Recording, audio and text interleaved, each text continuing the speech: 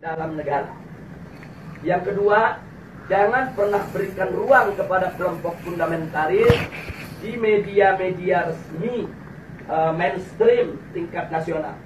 Yang ketiga, yaitu jangan pernah memberitakan segala kebaikan sebesar apapun yang dilakukan oleh kelompok fundamentalis.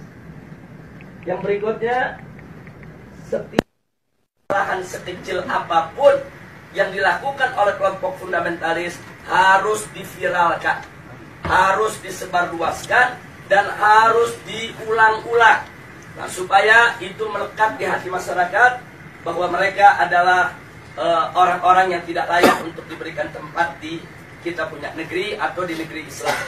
Dan kemudian nggak sampai di situ, kelompok fundamentalis yang manapun jangan pernah sebut mereka dengan rentetan gelar-gelar akademik mereka. Nggak boleh.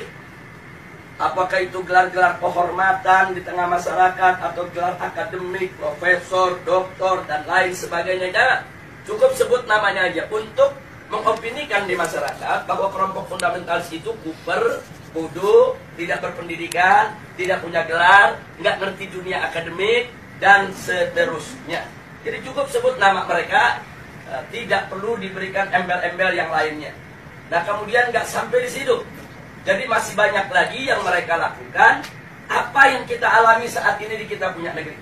Nah, bagaimana para habaib, para ulama kita, bagaimana tokoh-tokoh kita di Majelis Ulama Indonesia, yaitu mereka kerdilkan, mereka kecilkan, mereka recehkan, mereka hina-hina, bahkan mereka mencoba mencari kesalahan-kesalahan, bahkan kalau nggak ada kesalahan, kan buatlah fitnah-fitnah yang bisa diterima oleh masyarakat tentang mereka.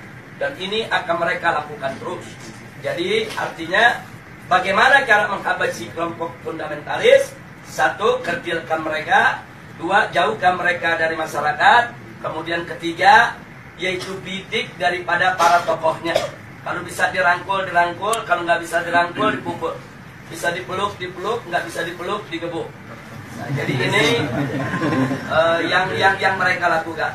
Nah, baik, sekarang yang kedua. Lalu bagaimana dengan kelompok modernis? Kelompok modernis bagi mereka, yaitu statusnya aman.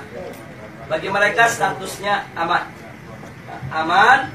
Statusnya aman sehingga perlu diberikan ruang, diberikan ruang publik, diberikan ruang media, diberikan ruang dalam sistem pemerintahan, perlu didengar suaranya. Dan kalau ada dari mereka yaitu punya kesalahan, tutup itu kesalahan, jangan diviralkan.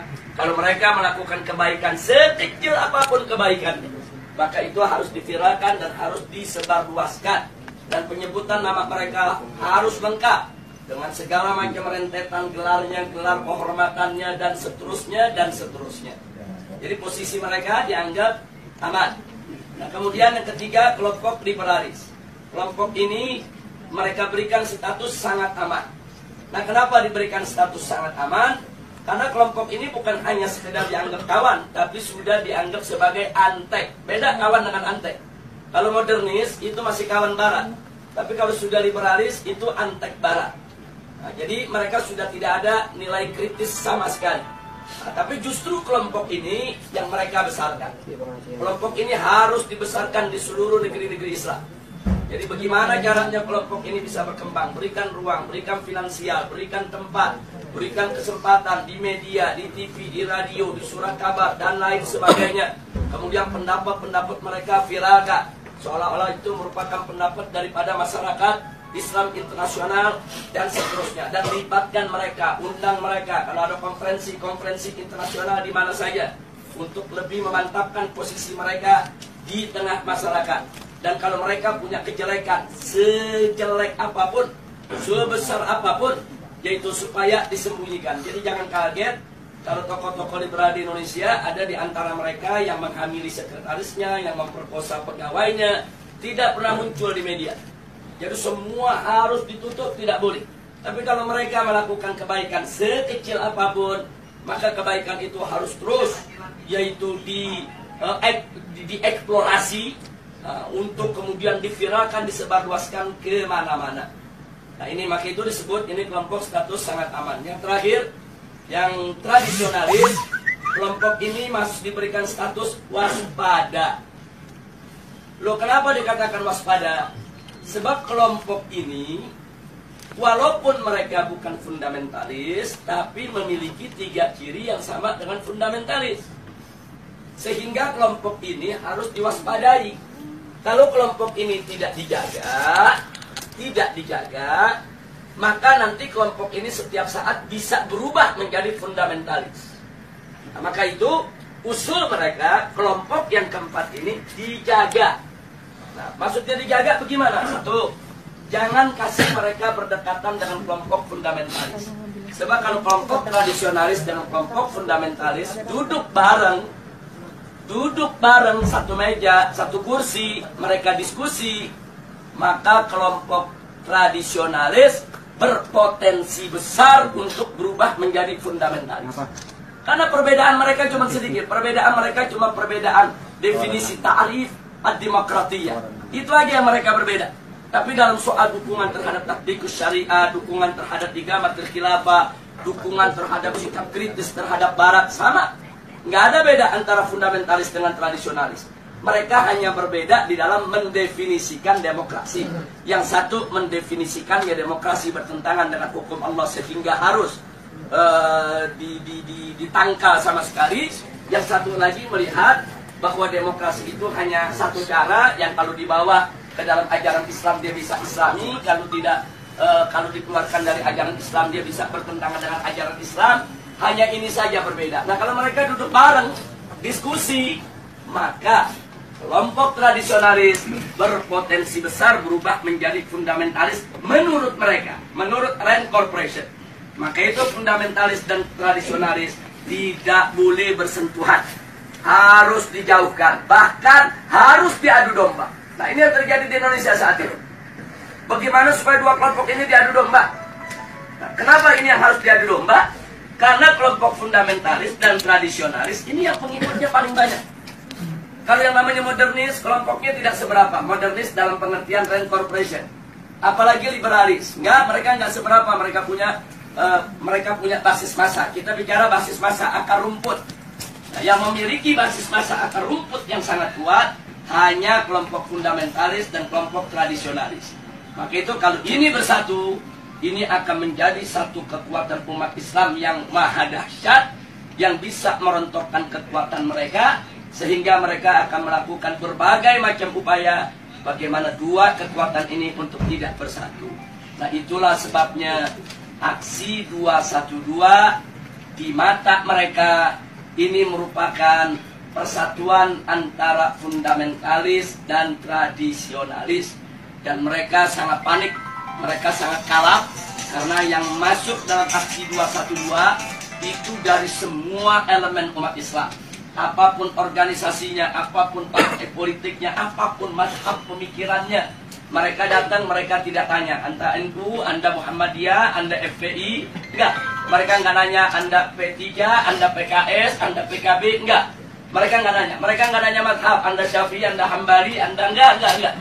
Mereka nggak nanya Anda ini termasuk yang Aswaja, yang Wahabi, atau yang Salafi dan lain. Enggak ada. Mereka hanya tahu Anda Muslim, saya Muslim, kita datang untuk bela Islam. Justru ini yang menakutkan musuh. Nah, karena ini membuat mereka panik dan mereka kalap. Akhirnya semua tokoh-tokoh yang terlibat dalam aksi 212 mereka kriminalisasi. Sebagian ada yang dimakarisasi, sebagian ada yang diterorisasi, sebagian ada yang dikriminalisasi. Yang diterorisasi umpamanya Ustadz Bakhtiar Nasir, dikait-kaitkan gerakannya dengan ISIS, dengan sumbangan untuk teroris dan lain sebagainya. Ini namanya terorisasi. Nah, sedangkan makarisasi seperti Kiai Khattab, Muhammad Al-Khattab yang saat ini ditahan dan dipenjara. Nah, ini dikait-kaitkan dengan inilah gembong yang membuat makar, inilah yang ingin menggulingkan pemerintah dan lain sebagainya. Ini namanya makarisasi. Nah, sedangkan kriminalisasi, aneka ragam tindak yang dianggap pidana itu dinisbahkan kepada para aktivis kita. Nah, jadi sekali lagi bahwa langkah-langkah kriminalisasi, kemudian makarisasi, terorisasi Ini merupakan jalan yang mereka ambil saat ini untuk membuyarkan kesatuan daripada umat Islam. Maka itu saya minta kepada segenap umat Islam, khususnya kepada tolabah yang ada di Madinah ini, khususnya secara istimewa adalah antum semua, baik mukimin maupun pekerja dan lain sebagainya. Yuk kita rapatkan barisan, dan yuk mari sama-sama kita aktif di dalam perang opini. Jadi jangan pernah kita lalai. Jadi jangan lupa, ini handphone yang Anda pegang ini di zaman sekarang bisa menjadi senjata yang luar biasa. 3-4 tahun yang lalu, itu manakala gerakan kita digembosi oleh televisi mainstream yang ada di Indonesia, kita nggak berkutik. Digembosi koran, digembosi majalah, digembosi televisi, kita tidak berkutik. Kenapa? Karena saat itu media televisi adalah media yang paling kuat, adidaya, paling berkuasa untuk membentuk opini. Nah, sementara yang memiliki televisi itu hanya konglomerat. Nah, mereka yang punya uang banyak, karena operasional untuk sebuah televisi itu bisa ratusan miliar. Nah, jadi kita nggak berkutik. Jadi semua opini di kita punya negeri itu dibentuk oleh para konglomerat yang pemilik daripada televisi tersebut. Tapi alhamdulillah 3 tahun terakhir ini ada perubahan, terobosan teknologi yang luar biasa. Munculnya WA, Instagram, kemudian medsos yang lainnya. Ini membuat bahwa penguasaan opini tidak lagi didominasi oleh konglomerat. Bahkan masyarakat biasa cuma modal handphone, beli pulsa di Indonesia 5.000 perak, dia bisa bikin opini. Modal 5.000 perak, foto sana, foto sini, rekam sana, rekam sini. Mereka viralkan dari grup ke grup. Bahkan kadang-kadang banyak orang mendapatkan berita lebih dulu dari WA ketimbang dari TV. Lebih dulu dari WA ketimbang dari radio. Lebih dulu dari WA ketimbang dari majalah dan koran. Nah, ini luar biasa. Artinya apa? Dalam kondisi yang seperti ini, alhamdulillah umat Islam ini pandai menggunakan kesempatan. Jadi kita lihat, secara tidak direncanakan, tidak ada rapatnya, tidak ada musyawarahnya, tidak ada pendaftarannya, tahu-tahu muncul Laskar Cyber Muslim. Netizennya nggak main-main itu, yang mendukung itu. Itu kalau ada satu akun menyerang Islam, itu bisa ada jutaan akun menyerang balik kepada bersangkutan. Jadi artinya ini kan nggak ada kantor Laskar Cyber Muslim, nggak ada. Siapa pemimpinannya, ketua umum Laskar Cyber Muslim, nggak ada. Ini muncul begitu aja di dunia media. Tapi jangan lupa, justru Laskar inilah yang berjasa besar dalam setiap aksi bela Islam yang ada di Indonesia. Jadi mereka yang memviralkan berita, mereka yang buat pertahanan opini, mereka yang bentuk opini. Kalau ada opini-opini buruk terhadap para ulama, para kiai, mereka yang membendung, mereka yang hantam balik, dan seterusnya dan seterusnya. Dan kekuatan mereka dahsyat, dahsyat. Itu kalau dihitung daripada frekuensi yang ada di dalam medsos, itu kekuatan netizen yang ada di Laskar Cyber Muslim ini lebih dari 2 juta orang. Jadi nggak main-main, mereka bisa bentuk opini. Nah, ini yang mesti kita jaga, ini yang mesti kita satukan. Nah, makanya di negeri kita, Indonesia, sekarang begitu mereka kalang kabut melihat serangan medsos, mulailah ada undang-undang untuk membatasi medsos, bikin aturan-aturan supaya medsos nggak sembarangan. Iya, karena mereka kalah. Kalau mereka menang, mereka nggak bikin aturan. Sama dengan kemarin di Jakarta, pada saat ada pilkada, begitu mereka kalah spanduk, KPU bikin aturan, di putaran kedua tidak boleh ada spanduk, karena udah kalah spanduk. Loh, kenapa bisa kalah? Karena di masyarakat Jakarta, secara sendiri-sendiri, bukan dibayar oleh calon gubernur, mereka bikin spanduk di mana-mana. Jadi spanduk calon yang seberang sana kalah banyak, akhirnya bikin aturan nggak boleh ada spanduk. Nah, jadi seperti itulah cara mereka. Pokoknya mana yang kira-kira merugikan mereka, mereka bikin aturan nggak ada. Jadi mereka berani berbuat curang secara terang-terangan.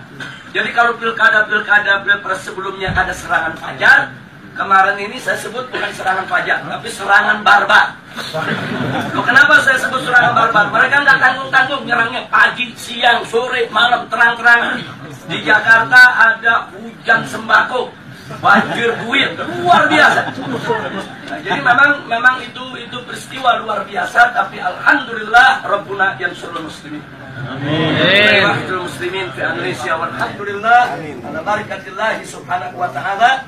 Allah masih memberikan kemenangan kepada kita sampai saat ini. Amin. Sebelum saya akhiri, mungkin nanti ada yang ingin menambahkan atau ada ingin bertanya atau minta penjelasan. Maka di sini yang ingin saya ingatkan adalah bahwa persatuan ini penting. Allah subhanahu wa ta'ala qala wa'tasimu bihablillahi jami'a wa la tafarraqu. Jadi al-i'tisam bihablillah ini luar biasa. Ini daruri.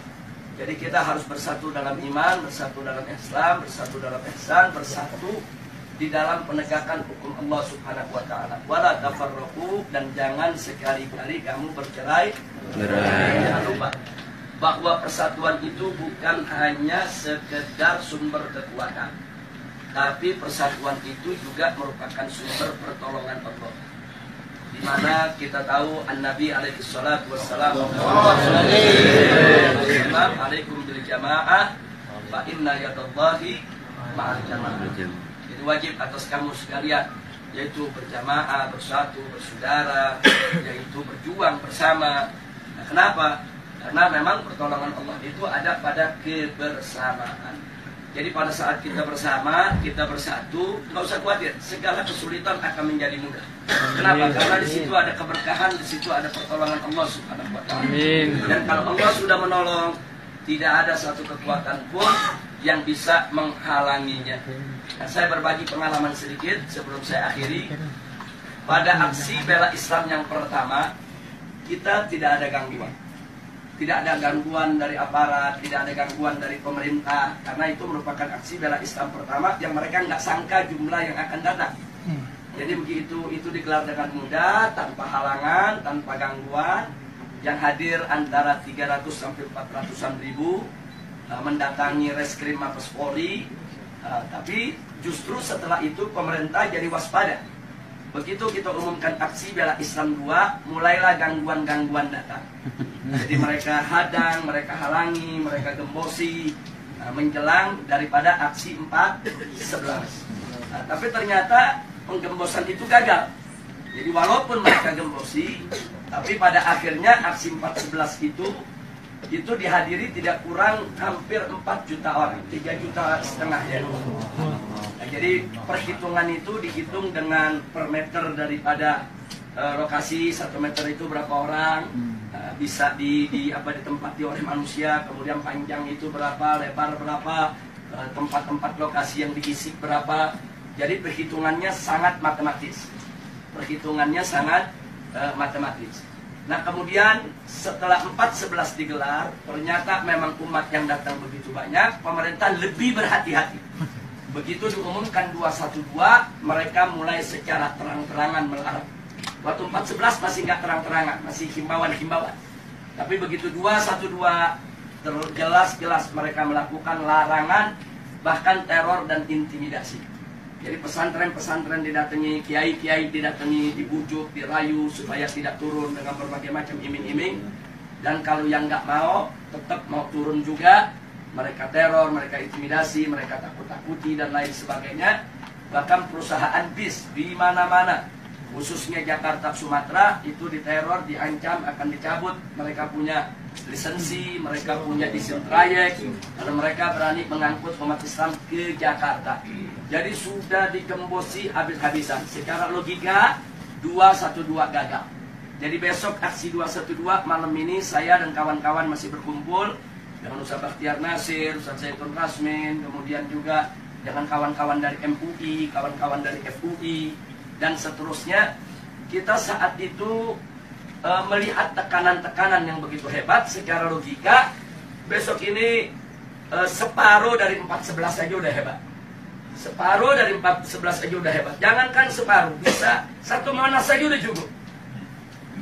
Jadi memang betul-betul kondisinya, tekanannya luar biasa. Nah, pertanyaannya kenapa pemerintah melakukan tekanan yang lebih luar biasa pada saat itu? Karena mereka gagal di 4.11. Jadi mereka nggak mau gagal lagi di 212. Tapi subhanallah, makin ditekan, makin dihadang, makin dilarang, semangat umat Islam dari mana-mana semakin menggebu-gebu. Dan akhirnya yang paling fenomenal adalah bagaimana 10.000 santri dari Ciamis berjalan kaki ke Jakarta. Allahu Akbar. Dan itu bukan tidak punya pengaruh, itu takfir pengaruh yang ada di tengah masyarakat besar. Gara-gara Ciamis jalan dengan jarak 300 km lebih, itu mendorong tempat-tempat lain gak peduli. Oh, nggak ada bis, nggak ada kendaraan, ya kita jalan kaki rame-rame. Nah, ini di luar dugaan. Dan besoknya yang hadir itu hampir 8 juta orang, 7 juta orang lebih. Nah, jadi ini adalah pertolongan Allah. Tidak ada satu orang pun, satu manusia pun, satu tokoh apapun, sehebat apapun dia, yang mampu mengumpulkan manusia sebanyak itu dengan tujuan yang sama, kecuali dengan pertolongan Allah. Semata-mata Allah punya pertolongan. Nah, akhirnya digelarlah 212. Semua itu adalah pertolongan Allah Subhanahu wa Ta'ala. Nah, kita sudah sampaikan kepada pemerintah pasca 212, mestinya energi 212 itu jangan dianggap oleh pemerintah sebagai ancaman. Jangan. Mestinya dengan energi 212 itu pemerintah lebih merangkul